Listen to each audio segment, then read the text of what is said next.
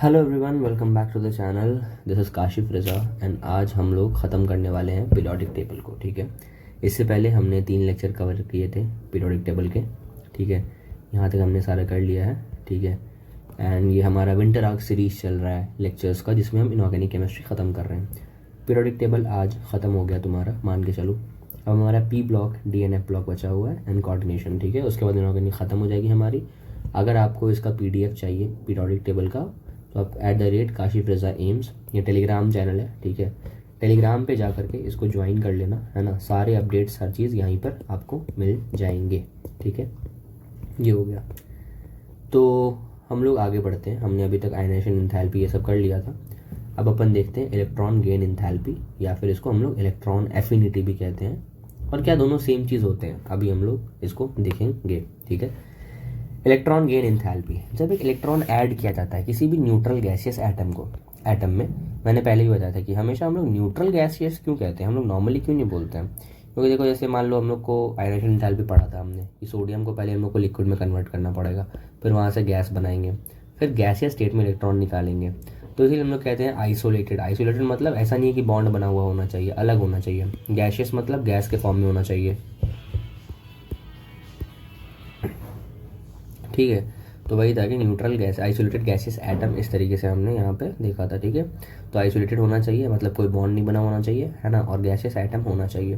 तो यहाँ पे भी यही लिखा हुआ है कि न्यूट्रल गैसियस एटम में अगर हम लोग ऐड करते हैं ताकि उसको हम कन्वर्ट कर सकें इनटू अ नेगेटिव आयन। ठीक है, तो इंथैल्पी चेंज मतलब हीट चेंज जो थर्मो में पढ़ते हो, उसको हम लोग कहते हैं इलेक्ट्रॉन गेन इंथैल्पी। फिर से देखो, अगर तुमने एक इलेक्ट्रॉन ऐड किया है एक न्यूट्रल गैसियस एटम में, न्यूट्रल है ना, ये कोई चार्ज थोड़ी है इसके ऊपर, है ना, और वो माइनस बना दियो, न्यूट्रल से बना दिया माइनस, यानी कि निगेटिव आयन। ठीक है, तो ये जो चेंज आया एनर्जी का, प्लस यहाँ पे जो भी लिखोगे ना, उसको हम लोग कहते हैं इलेक्ट्रॉन गेन इंथैल्पी।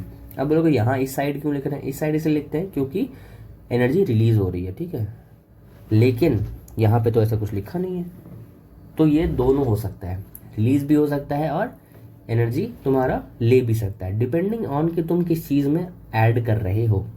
वही सेम चीज़ अभी हम पढ़ेंगे। देखो, इलेक्ट्रॉन गेन एंथैल्पी एक मेजर है, एक तरीका है बताने का कि कितने आसानी से तुम एक इलेक्ट्रॉन किसी चीज़ में ऐड कर सकते हो, डिपेंडिंग ऑन द एलिमेंट। किस पर डिपेंड करता है, एलिमेंट। ठीक है, the process of adding an electron to the atom can be either endothermic और एक्सोथर्मिक। तो दैट्स वाई यहाँ कुछ नहीं लिखा है, हम यहाँ भी लिख सकते हैं, यहाँ भी लिख सकते हैं, तो वो एंडो और एक्सो दोनों हो सकता है। ऑप्शन में आएगा ΔHEG is option A endo, option B exo, option C both, option D none. क्या टिक करोगे, बोथ। क्यों, क्योंकि दोनों हो सकता है डिपेंडिंग ऑन ये कि रिलीज हो रहा है या फिर नहीं हो रहा है। ठीक है, इज नेगेटिव। ठीक है, नॉर्मली नेगेटिव होता है, जैसे मान के चलो ग्रुप 17 एलिमेंट्स है। ठीक है, उनका बहुत हाईली नेगेटिव होगा, क्योंकि एनायन जो है वो सीधे जाके नोबल गैस बन जा रहा है एक इलेक्ट्रॉन लेने के बाद। ठीक है, लेकिन नोबल गैस में बहुत ज़्यादा लार्ज पॉजिटिव वैल्यू है, क्योंकि ऑलरेडी स्टेबल है। ज़बरदस्ती उसमें इलेक्ट्रॉन डालोगे तो भैया एनर्जी लगा के ही डालना पड़ेगा ना, अनस्टेबल करने के लिए किसी चीज़ को, है ना। और upper right of the periodic table देखोगे तो लार्जली नेगेटिव वैल्यूज होते हैं। नेगेटिव वैल्यूज मतलब वैल्यू ज़्यादा है, मतलब एनर्जी बहुत ज़्यादा रिलीज हो रही है, नेगेटिव वैल्यू है। ठीक है, तो वेरिएशन जो होता है ना इसमें वो लेस सिस्टमैटिक होता है। ठीक है, देन ऑफ आयनाइजेशन की ऐसा होता है, फिर अगले में कम होगा घटेगा, इसमें ऐसा नहीं होता है। एक जनरल रूल ये है कि इलेक्ट्रॉन गेन एंथैल्पी ज़्यादा नेगेटिव हो जाएगा जैसे जैसे तुम्हारा एटॉमिक नंबर बढ़ेगा अक्रॉस द पीरियड। मतलब पीरियड में यहाँ से यहाँ जाओगे तो जाहिर सी बात है ना, इस तरफ आओगे जितना उतना तो तुम्हारा इलेक्ट्रॉन एफिनिटी जो होगा वो बढ़ेगा, नीचे जाओगे तो इलेक्ट्रॉन एफिनिटी घटेगी। सिंपल, क्योंकि नीचे जाने वाला का साइज बड़ा है, उसको इलेक्ट्रॉन की एफिनिटी नहीं है आउटर इलेक्ट्रॉन के लिए, वो ज़्यादा इलेक्ट्रॉन लूज करना चाहेगा, उसकी IP ज़्यादा होगी। ठीक है, ये चीज़ है। ये हो गया। इसके बाद फिर क्या लिखा है, जैसे ऑक्सीजन है और फ्लोरीन है, उसका जो तुम्हारा इलेक्ट्रॉन गेन एंथैल्पी है वो कम नेगेटिव है then that of the succeeding element. ठीक है, दिस इज बिकॉज जब इलेक्ट्रॉन ऐड करते हैं ऑक्सीजन में या फ्लोरीन में, the added electron goes to the smaller n equal to 2 quantum number and suffer करता है significant repulsion from the outer, क्योंकि छोटा सा है ना, उसमें इलेक्ट्रॉन डालोगे तो एनर्जी रिलीज तो हो रही है बट बहुत ज्यादा रिलीज नहीं हो रही है as compare to n equal to 3 में, जैसे कि तुम्हारा ये है और क्लोरीन है। तो एडेड इलेक्ट्रॉन जो है वो ज़्यादा करता है और इसीलिए रिपल्शन कम मिलता है। तो इस पूरे जो ज्ञान यहाँ पे लिखा हुआ है इसके अकॉर्डिंग तुम्हारा एक स्टेटमेंट जो एग्जाम में क्वेश्चन क्या आएगा, एग्जाम में ये आएगा, ये बताओ ΔHEG ऑक्सीजन, और यहाँ लिख लो फ्लोरीन, और यहाँ पे लिख लो सल्फर, यहाँ लिख लो क्लोरीन। ज़्यादा किसका होगा इलेक्ट्रॉन गेन इंथैल्पी, यहाँ पे क्लोरीन का ज़्यादा होगा और यहाँ पे इसका ज़्यादा होगा, इसकी बात हो रही है। इलेक्ट्रॉन निगेटिविटी पूछोगे तो ज़्यादा किसका होगा, ऑक्सीजन का ज़्यादा होगा सल्फर से, फ्लोरीन का ज़्यादा होगा क्लोरीन से। क्योंकि इलेक्ट्रॉन निगेटिविटी क्या है, एक तरीके का वो ये होता है कि कौन कितना ज़्यादा इलेक्ट्रॉन को खींचने का वो रखता है, जिसके बारे में अभी हम पढ़ेंगे, परेशान नहीं होना है, ठीक है। ये हो गया। ये क्या दे रखा है, टेबल दे रखा है electron gain enthalpies of some main group elements, ठीक है। हाइड्रोजन है, लिथियम है, सोडियम है, पोटेशियम, रुबिडियम, सीजियम। तो यहाँ पे अगर देखोगे डेल्टा एच ई जी का ये तो कुछ नहीं है, स्ट्रेट फॉरवर्ड नीचे जाने पे क्या हुआ है, डिक्रीज हुआ है, क्या हुआ है, घटा है। यहाँ देखो, यहाँ नीचे जाने पे क्या हो रहा है, ये है, फिर 200 है, फिर 195, फिर ये। तो एक तरीके से अगर देखा जाए तो यहाँ पे यहाँ से यहाँ तक तो रेगुलरली घटा है, लेकिन ऑक्सीजन का साइज इतना छोटा है कि ये इतना ज़्यादा वो होता है कि इससे भी कम होता है, ठीक है। तो याद रखना कि इलेक्ट्रॉन एंथैल्पी का अगर ऑर्डर पूछ ले 16 ग्रुप का तो बिल्कुल आंख बंद करके कह देना कि सबसे ज़्यादा सल्फर होता है, ये होता है, ये होता है, ये होता है। एक सेकेंड, सॉरी पेन काम करना बंद कर देता है, TE, ठीक है, फिर PO, साइड काम नहीं कर रहा पेन, PO एंड फिर तुम्हारा ऑक्सीजन, ठीक है। तो हमने कुछ नहीं करा, कभी भी भूलो तो याद रखना, नीचे जाओगे पीरियड में ग्रुप में तो क्या होगा, घटेगा ना, तो घटने का ऑर्डर लिख दो, ठीक है, OSSETEPO, ठीक है, इस तरीके से लिख दो, ठीक है। मान लिया, कुछ मत करो, इसको उठा के यहाँ ले आओ और ऐसे करके यहाँ लगा दो, ठीक है, लाइन से, तो तुम्हारा ऑर्डर बन जाएगा। तो ये याद रखना। सेम यहाँ पर भी देखो, इस जगह पर क्या है, इस जगह पर ऑर्डर क्लोरीन है, ठीक है, 3 ये हो गया, फिर ये हो गया, फिर उसके बाद तुम्हारा ये है। तो यहाँ पे कुछ भी नहीं करना होता है, यहाँ पे भी ऑर्डर सेम ही है, नीचे जा रहे हो घट रहा है, बस यहाँ पे क्या है, क्लोरीन को ऊपर कर दो, ठीक है, और फ्लोरीन को नीचे ले आओ, बस। बाकी सारा ऑर्डर क्या है, सेम है, ठीक है। इसमें याद रखना बिल्कुल नीचे कर देते हैं, इसमें क्या है कि फ्लिप कर देना है, एक ऊपर एक नीचे, ठीक है। और बाकी इसके अंदर क्या है, जैसे ये है, सेम चीज़ है, सेम ऑर्डर, हर चीज़ सेम, ठीक है। बस इसका हीलियम जो है सबसे नीचे ले आना, यहाँ पर ले आना हीलियम को, ठीक है, ऑक्सीजन वाला यहाँ पे। तो ये 3 ऑर्डर आप याद कर लो, 4 ऑर्डर इनफैक्ट, क्योंकि इसको याद ही नहीं करना, ये तो सिमिलर है। इसमें क्या करना होता है, 16 वाले के इलेक्ट्रॉन के एंथैल्पी में सिर्फ इसको नीचे ले आना है, इसमें क्या करना है, फ्लोरीन को पलट देना है, ठीक है। बाकी सारा ऑर्डर सेम है और इसमें भी सेम यही करना है, ठीक है। ये क्वेश्चन देख लीजिएगा, प्रॉब्लम 3.7। जितने पिंक बॉक्सेस हैं दोस्त सारे करने हैं, सारे क्वेश्चन यहीं से आएगा, ठीक है। थ्योरी पढ़ते रह जाओगे, ये आ जाएगा, जिस बच्चे ने कुछ नहीं पढ़ा होगा यही रट के चला जाएगा, यही आ जाएगा, तो वो सॉल्व करके आ जाएगा, तो इसीलिए ध्यान रखना है। Electronegativity, a quality measure of the ability of an atom in a chemical compound to attract the shared electrons अपने तरफ। इसको हमने क्या कहते हैं, इलेक्ट्रोनेगेटिविटी। मतलब मेरी और तुम्हारे बीच में मान के चलो एक रस्सी है, टग ऑफ वॉर खेलते हैं ना, मैं हूँ ये हो तुम, हम लोग रस्सी खींच रहे हैं। अब इलेक्ट्रोनेगेटिविटी कुछ नहीं, एक तरीके का वही है कि कौन अपने तरफ ज़्यादा जोर से रस्सी को खींच सकता है, दैट्स इट। ये कोई मेजरेबल क्वांटिटी थोड़ी है कि तुम ज़्यादा जोर से खींच दिया, हम मतलब ये है कि बस एक रफ एक आइडिया है कि हाँ इससे ज़्यादा इसका है दम, इसके अंदर से ज़्यादा, इसके अंदर से ज़्यादा, समझ रहे हो, बस ये चीज़ है। तो इसके 3 स्केल है, अलग अलग है तो काफ़ी, बट तुम्हारे कुछ एग्जाम्पल जो एनसीईआरटी में दे रखे हैं यार, ये कोई नहीं बताता है, ठीक है। मैं तुम्हें बता रहा हूँ, ये स्केल्स इंपॉर्टेंट हैं, नाम याद कर लेना। पॉलिंग स्केल आता है, ठीक है, फिर तुम्हारा मुलिकन स्केल आता है, ठीक है, और एक तुम्हारा ऑल रेड पूरा लाल, ठीक है, रोकोव स्केल आता है, और मुलिकन एंड जाफे 2 लोग थे, ठीक है, JAFFE, ठीक है। ये हो गया पॉलिंग, ये MJ और ऑल रेड। और ये याद रखना, रेड कलर से पूरा हाईलाइट किया था ना, कभी भी एग्जाम में नीट में यार इलेक्ट्रोनेगेटिविटी किस किस साइंटिस्ट ने दिया था, कौन कौन से स्केल थे, याद नहीं आ रहा। याद रखना, एक ऑल रेड करके कुछ था, ठीक है, एक MJ कुछ था, है ना, मुलिकन, ये मुलिकन स्केल होता है, फिर एक पॉलिंग था, ठीक है। पॉलिंग का तो नाम सुने होंगे। और सबसे ज़्यादा वाइडली कौन इस्तेमाल होता है, पॉलिंग, सिंपल, लाइनस पॉलिंग। अरे बहुत फेमस साइंटिस्ट है भाई, नाम सुना होगा इनका, ठीक है। इन्होंने ये बोला था कि फ्लोरीन की वैल्यू 4 होती है, बस तुमको याद रखना, और वो सबसे ज़्यादा होती है, ग्रेटेस्ट होती है, ठीक है, ये चीज़ है। बाकी अगले पेज आने से पहले ये देखो, नीचे में इंपॉर्टेंट चीज़ें लिखी हुई हैं। एनसीईआरटी में यही चीज़ें लोग तुम्हें नहीं पढ़ाते हैं, यही चीज़ यूट्यूब पे मिसिंग है, जो मैंने देखा जब मुझे लगा कि एनसीईआरटी के अंदर इतनी इंपॉर्टेंट चीज़ें दे रखी है, कोई नहीं बताता है। दैट्स वाई आई थॉट कि I should be teaching you all this things and these are important, क्योंकि अगर ये चीज़ें पूछ ली गई एग्जाम में तो तुम बैठ के बोलते रह जाओगे यार ये पता नहीं कहाँ से आ गया, बट ब्रो ये तुम्हारी एनसीईआरटी की चीज़ें थी। Got it? क्या लिखा हुआ है, बहुत सारी किताबों में हम लोग इलेक्ट्रॉन गेन इंथैल्पी को इलेक्ट्रॉन एफिनिटी के भी नाम से जानते हैं, बचपन में भी आपने पढ़ा होगा, ठीक है। अगर एनर्जी रिलीज होती है, ठीक है, तो इलेक्ट्रॉन एफिनिटी को पॉजिटिव मानते हैं, contrary to the thermodynamic convention. अगर एनर्जी रिलीज हुआ, कह रहे हैं ना वो हाईली निगेटिव वैल्यू है, क्या बोला यहाँ पे कि उसकी वैल्यू जो है हाईली निगेटिव है, लार्ज निगेटिव वैल्यू है। लार्ज निगेटिव मतलब क्या है कि एनर्जी रिलीज हो रहा है माइनस में और बहुत ज़्यादा हो रहा है, लेकिन अगर इलेक्ट्रॉन एफिनिटी है ना वो, तो वहाँ पे हम प्लस साइन लेते हैं, एनर्जी रिलीज हो रहा है। देख रहे हो, पॉजिटिव साइन ले रहे हैं अगर एनर्जी तुम्हारा रिलीज हो रहा है, तो याद रखना अगर रिलीज है तो हम पॉजिटिव ले रहे हैं। कब? अगर हम एफिनिटी, इलेक्ट्रॉन एफिनिटी लिख रहे हैं तो, ठीक है। अगर एनर्जी सप्लाई करना है तो हम वहाँ पे माइनस लगा रहे हैं, ठीक है। अगर मान के चलो इलेक्ट्रॉन एफिनिटी को निगेटिव होता है कब? अगर हम एनर्जी को सप्लाई कर रहे होते हैं तो, ठीक है। ये हो गया। Then the electron affinity of atom is assigned a negative sign. However electron affinity is defined as absolute zero, ठीक है, एंड देयरफॉर कोई और temperature, heat capacity of the reactants and the products have to be taken into account. क्या लिखा हुआ है कि ये निगेटिव होता है, बाकी क्या लिखा है, इलेक्ट्रॉन एफिनिटी जो है एब्सोल्यूट जीरो होता है, ठीक है, किसी और टेम्परेचर पे अगर तुम देखते हो तो वहाँ पे इलेक्ट्रॉन एफिनिटी की वैल्यू जो होती है वो ये होती है। फॉर्मूला क्या है? इलेक्ट्रॉन गेन इंथैल्पी, ठीक है, इलेक्ट्रॉन गेन इंथैल्पी जो कि थर्मोडायनेमिक पैरामीटर है, is equal to minus of electron affinity minus by 5/2 RT। इस पूरे पैराग्राफ से कुछ नहीं आएगा, बस ये चीज़ आ सकती है, फॉर्मूला बता दो पहला। दूसरा ये आ सकता है तुम्हारा कि अगर निगेटिव होगा तो साइन क्या होगा, और यहाँ पे निगेटिव होगा तो साइन क्या होगा, ठीक है। इंपॉर्टेंट है, याद रखना है, ठीक है। I guess this is clear, ठीक है। आगे बढ़ते हैं। ये वाली लाइन अगर नहीं समझ में तो बता रहा हूँ क्या लिखा हुआ है। Electron affinity is defined as absolute zero. Normally electron affinity को हम लोग जीरो मान के चलते हैं, तो ये जीरो हो जाता है, तो सिर्फ और सिर्फ यही बचता है। लेकिन कब मानते हैं जीरो? जब तुम्हारा टेम्परेचर जीरो होता है, तो ठीक है।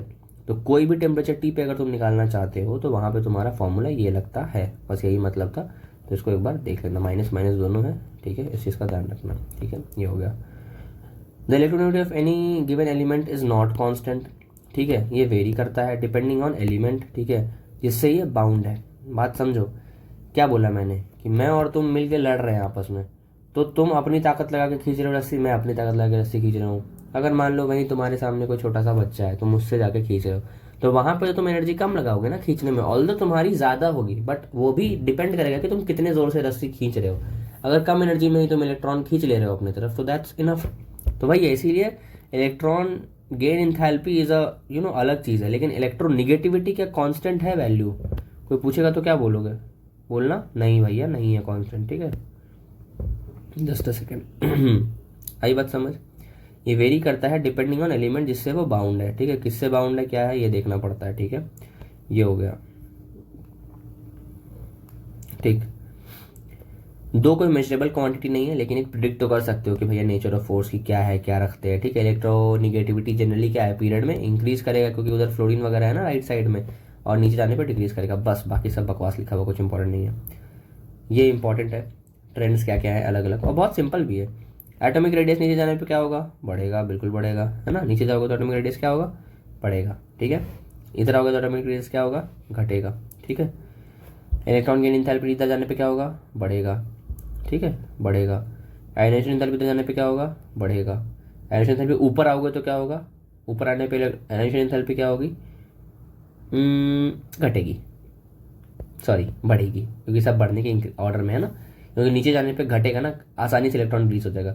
इलेक्ट्रॉन गेन एंथैल्पी ऊपर जाओगे तो क्या होगा? बढ़ेगा, क्योंकि ज़्यादा एनर्जी रिलीज करेगा ना ये फ्लोरीन वगैरह। नॉन मेटालिक कैरेक्टर यहाँ से यहाँ जाओगे तो क्या होगा? बढ़ेगा। ये देख रहे हो कितने स्मार्टली इसको दे रखा है, क्योंकि देखो यहाँ पे दो दो रेडियस पर दो दो बनाना पड़ रहा है एरो, सीधे एक ही एरो में काम कर दिया। नॉन मेटालिक कैरेक्टर नीचे रहोगे तो कम है, ऊपर जाओगे तो और ज़्यादा निगेटिव है। नॉन मेटालिक, मेटालिक नीचे जितना जाओगे और जितना इस तरफ आओगे लेफ्ट साइड उतना ज़्यादा बढ़ेगा, ठीक है। ये चीज़ है। और इलेक्ट्रोनिगेटिविटी का तो पता ही है, ऊपर जाओगे तो तुम्हारा इलेक्ट्रोनिगेटिविटी बढ़ेगा, लेकिन अपने को क्या करना, ऊपर से थोड़ी मतलब है। यहाँ तो नीचे जाते हैं, देखते हैं, अच्छा नीचे जाने पे घट गया, और राइट जाने पे क्या हो जाएगा? बढ़ जाएगा, सिंपल। क्योंकि हम मूवमेंट क्या करते हैं, ऊपर से नीचे और इधर से इधर, ठीक है, बस यही दो मूवमेंट करते हैं, तो इसका ध्यान रखना। बाकी वैल्यूज़ देख लो क्या क्या है। अगर मान के चलो हम इस पीरियड की बात करते हैं तो ये इससे ज़्यादा, ये इससे ज़्यादा, ये इससे ज़्यादा, ये इससे ज़्यादा, और ये इससे ज़्यादा, बहुत सिंपल है, इंक्रीज़ कर रहा है, नॉर्मल ऑर्डर, ठीक है। यहाँ भी ठीक है। डायगोनल रिलेशनशिप के बारे में यहाँ पे डिटेल में नहीं दे रखा है, बट डायगोनल रिलेशनशिप में ये माना जाता है कि डायगोनली रिलेटेड होते हैं तुम्हारे ये तीन एलिमेंट्स। दिखाता हूँ, ये ये और तुम्हारा ये और ये, क्योंकि ये माना जाता है कि इनका जो आयन ये इलेक्ट्रोनिगेटिविटी है ये बहुत क्लोज है। 1 और 1.2 देखो एकदम पास पास हो गए। 1.5 1.5 ये तो भैया सेम ही हो गया, ठीक है। इसके बाद तुम देख लो ये तुम्हारा 2 हो गया, 1.8 हो गया, काफ़ी पास पास है ना। 2 का ही गैप है, 0.2 का गैप है, यहाँ देखो 0.2 का गैप है। लेकिन अगर यहाँ देखो तो कितने का गैप है, 4 का गैप है। यहाँ देखो 5 का गैप है, यहाँ देखो 5 का गैप है, समझ रहे हो। तो ये सब चीज़ की वजह से यहाँ पर डायगोनल रिलेशनशिप होता है, जो कि आगे पढ़ेंगे अपन, ठीक है। आगे बढ़ते हैं। फिर से ग्रुप में देख लो तुम, है ना। ग्रुप में क्या है तुम्हारे, नीचे जाओगे इलेक्ट्रोनेगेटिविटी क्या हो रही है, घटा, बराबर हो गया, यहाँ पे बराबर हो गया, फिर क्या हो गया, घट गया। यहाँ सिंपल क्या है, घट रहा है, घट रहा है, घट रहा है, घट रहा है, घट रहा है, सेम ऑर्डर है, ठीक है, इजी। आगे बढ़ते हैं, ठीक है। Therefore, electronegativity is directly related to the non-metallic property। जो जितना ज़्यादा नॉन मेटल होगा उतना ही ज़्यादा इलेक्ट्रॉन को अपनी तरफ खींचेगा ना, बस ये चीज़ है, ठीक है। ये हो गया। It can be further extended to say that the electronegativity is inversely related to the metallic property of element। Obvious सी बात है भैया, En जो है डायरेक्टली प्रोपोर्शनल है। देखो फॉर्मूला लिखता हूँ उनको, बहुत सिंपल है। En जो है वो प्रोपोर्शनल है जितना ज़्यादा तुम्हारा नॉन मेटालिक कैरेक्टर होगा, और इन्वर्सली प्रोपोर्शनल तुम्हारे मेटालिक कैरेक्टर के, ठीक है, सिंपल हो गया।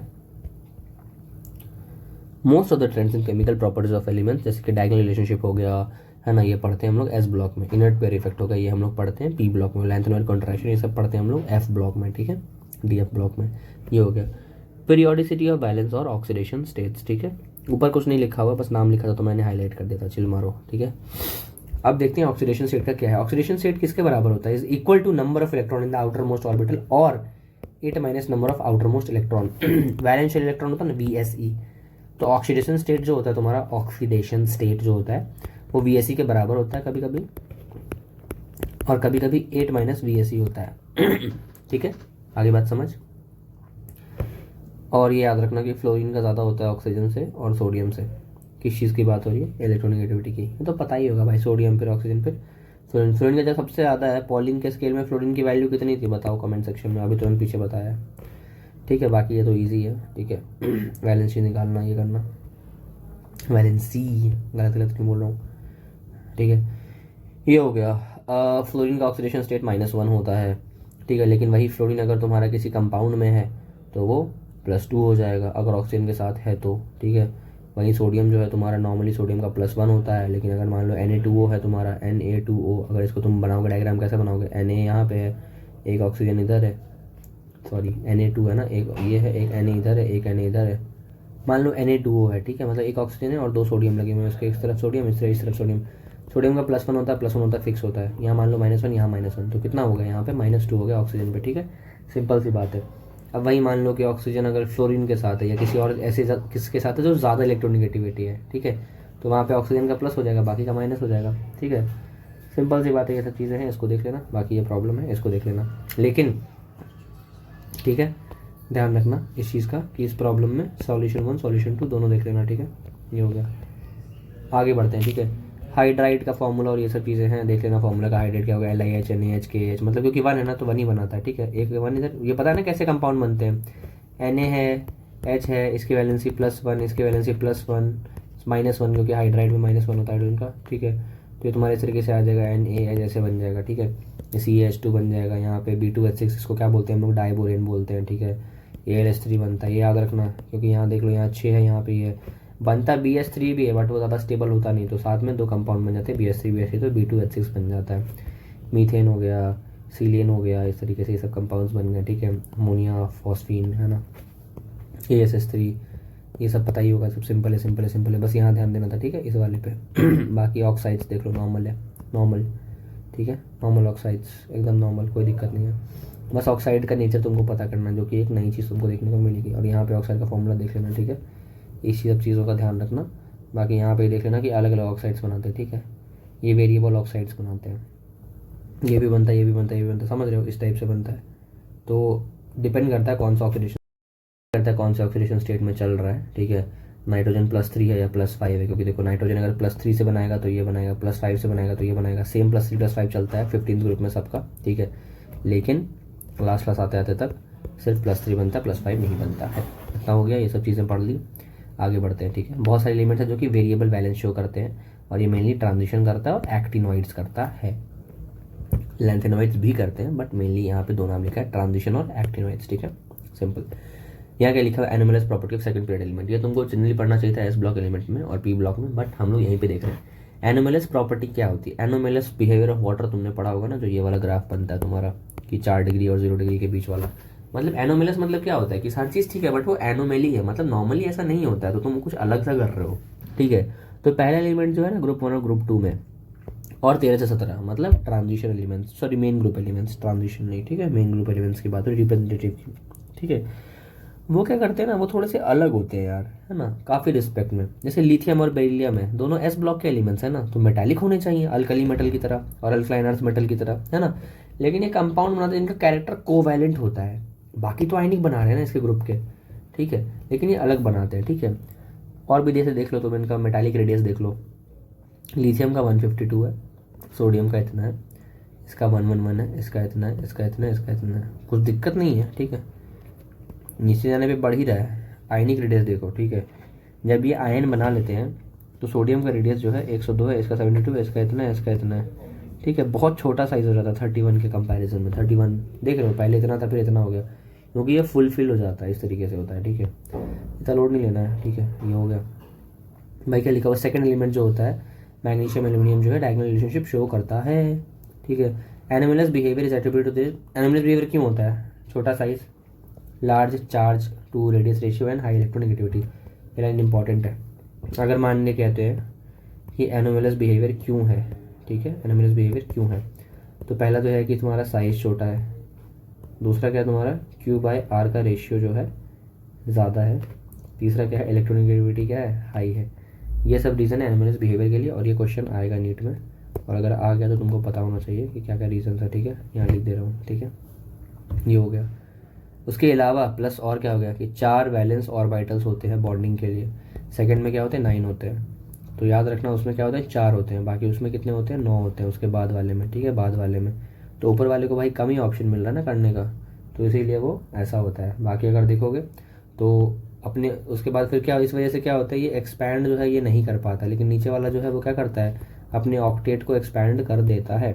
वही लिखा हुआ है कि बोरॉन जो है वो सेकंड पीरियड में आता है, ये आता है तुम्हारे थर्ड पीरियड में, ठीक है, ये आता है सेकंड पीरियड में, ये आता है तुम्हारा थर्ड पीरियड में।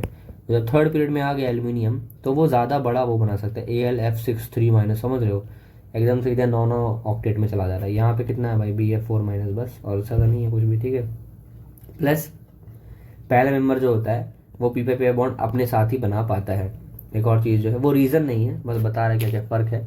रीज़न तो 3 ही थे, क्यों क्यों शो करता है वो अलग चीज़ है, बट क्या क्या रीजंस होते हैं, मतलब क्या क्या कॉन्सिक्वेंसेज होते हैं वो दिखा रहा है। तो पीपा बॉन्ड आपस में बनाना होता है ना, ठीक है, इट्स सेल्फ। तो जो सेकेंड पीरियड होते हैं वो ज़्यादा बना पाते हैं as compare to third period elements, ठीक है। बाकी सेकेंड पीरियड के साथ भी बनाते हैं, जैसे CO के साथ, CN के साथ, CN के साथ, NO के साथ, इस तरीके से बोला जा रहा है, ठीक है।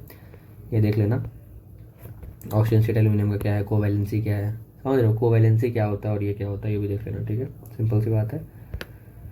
बाकी रिएक्टिविटी के लिए बस इतना लिखा गया है कि इलेक्ट्रॉनिक कॉन्फ़िगरेशन इंपॉर्टेंट है। बाकी सारी बातें जो तुमको मन होगा पढ़ लेना, PDF भेज दूंगा टेलीग्राम पे, बट वो सब कुछ सेम है, सिर्फ जितना हाईलाइट कर रहा हूँ उतना पढ़ना, बाकी भाई कुछ इंपॉर्टेंट नहीं है। और रिएक्टिविटी देखनी होती है किसी चीज़ की तो उसका देखो ऑक्सीजन के साथ और हेलोजन के साथ कौन कैसे रिएक्ट करता है, ठीक है। कंबाइन करेगा ऑक्साइड बनेगा, ऑक्साइड का नेचर देखो। बेसिक ऑक्साइड क्या हो गया, सोडियम वाले मेटल वाले ऑक्साइड बेसिक होते हैं। सबसे राइट में जैसे Cl2O7 हो गया, ये क्या मैंने बोला था ना टेबल देखती है वो क्या होता है, तो ये एसिडिक होता है, ठीक है, याद रखना। एम्फोटेरिक क्या हो गया, एल्युमिनियम हो गया, आर्सेनिक हो गया, ये सब हो गया। न्यूट्रल में कौन हो गया तुम्हारे CON और N2O। एम्फोटेरिक एसिड के साथ एसिडिक रिएक्ट करेगा बेसिस के साथ, और बेसिक रिएक्ट करेगा एसिड के साथ, और न्यूट्रल का कोई बेसिक प्रॉपर्टी और एसिडिक प्रॉपर्टी होता ही नहीं है। तो न्यूट्रल ऑक्साइड्स के नाम प्रीवियस ईयर क्वेश्चन में आ चुके हैं और इंपॉर्टेंट है, ठीक है। एम्फोटेरिक भी आ चुका है, इंपॉर्टेंट है, और ये हर साल आता है ऑलमोस्ट, ठीक है। ये भी आता है बेसिक, ये एसिडिक कौन है, और ये भी आता है बेसिक कौन है। एसिडिक क्यों है भाई, पानी डाल दोगे इस पर तो HCl बन जाएगा, समझ रहे हो, इस टाइप से होता है। देखो ये रखा ना, इस पर पानी डाल दिया तो बेस बन गया, इस पर पानी डाल दिया तो एसिड बन गया, ठीक है। HCl नहीं बनेगा बट क्लोरिक एसिड ही बनेगा, HClO4, क्लोरिक पर क्लोरिक जो भी नाम होता है उसका, ठीक है। बाकी 3D का साइज़ काफ़ी ज़्यादा छोटा होता है 4F के कंपैरिजन में, ये इलेक्ट्रोपॉजिटिव कम होता है, सब कुछ नहीं है, ऐसे ही है, ख़त्म, ठीक है। एक रिवर्स ट्रेंड देखने को मिलता है कहाँ पे, वही किस चीज़ की बात हो रही है यहाँ पे, मेटालिक कैरेक्टर जो होता है वो ग्रुप में बढ़ता है, एक नॉन मेटालिक कैरेक्टर घटता है। तो रिड्यूसिंग और ऑक्सीडाइजिंग प्रॉपर्टी भी तुम पढ़ोगे, ट्रांजिशन में ये चीज़ उल्टा देखने को मिलता है जो कि तुम पढ़ लोगे आगे, ठीक है, not a big deal. Summary में कुछ इंपॉर्टेंट नहीं है, पीरियोडिक लॉ पीरियोडिक टेबल के बारे में हमने पढ़ा था, मेंडलीव वाले में मासेस के ऊपर बात होती थी, फिर उसके बाद एटॉमिक नंबर पे चले गए हम लोग जो कि पैटर्न में बढ़ता है, ठीक है। हाइड्रोजन का एक यूनिक पोजीशन मिल रखा है, मेटल जो कितने परसेंटेज होते हैं मैंने बोला था ना 78% होते हैं, ठीक है। और नॉन मेटल कितने हैं according to summary, less than 20 है नॉन मेटल्स, ठीक है, ये चीज़ है। इसके बाद तुम्हारा क्या होगा, तुम्हारा सिलिकॉन जर्मेनियम आर्सेनिक ये सब क्या होगा तुम्हारे मेटलॉइड्स हो गए, बोला था ना सिंक जी असली साबुन तेल वाला, एस और टी भी होता है, ठीक है। रिप्रेजेंटेटिव एलिमेंट्स क्या होते हैं, रिएक्टिविटी सबसे ज़्यादा कहाँ होती है, कोनों में होती है, एक्सट्रीम्स में होती है, ठीक है, और लोएस्ट होती है बीच में, है ना, सेंटर पे, ये हो गया। बाकी फिर क्या होगा तुम्हारा हाई रिएक्टिविटी एलिमेंट्स जो होते हैं वो फ्री स्टेट में आकर नहीं करते हैं, ठीक है, ये हो गया। ऑक्साइड जो होते हैं सेंटर में क्या होता है, एम्फोटेरिक होते हैं या न्यूट्रल होते हैं, ये भी हमने पढ़ लिया, एक्सरसाइज है, इनको आपको कर लेना है। तो इसके साथ आपका पहला चैप्टर होता है ख़त्म पीरियोडिक टेबल का, ठीक है। बोलता तो नहीं हूँ लेकिन फिर भी आज कह दे रहा हूँ, सब्सक्राइब करो चैनल को लेक्चर के एंड में, ठीक है, @med mentors, ठीक है, हमारा मेंटोरशिप प्लेटफॉर्म है जहाँ पे भी गाइड स्टूडेंट्स एंड हमारे रिजल्ट्स आए थे लास्ट ईयर भी 710 है ना, 705 marks, and like we have students all over the country अलग अलग एम्स में। अपार्ट फ्रॉम दैट एक और चैनल है यूट्यूब पे @काशिफ रेज़ा एम्स, उसको जा कर के सब्सक्राइब करो, और टेलीग्राम पे भी इसको देखो क्योंकि यहीं पे तुमको मिलेगा PDF, एंड बाकी यूट्यूब पे भी आपको चीज़ें मिल जाएंगी, काफ़ी कुछ कैसे पढ़ना है क्या करना है, मैंने कैसे एम्स क्रैक करा, बहुत सारी चीज़ें, ठीक है। सो दिस वॉज इट, है ना, पढ़ते रहो, अगले लेक्चर में मिलते हैं, तब तक के लिए टेक केयर एंड बाय।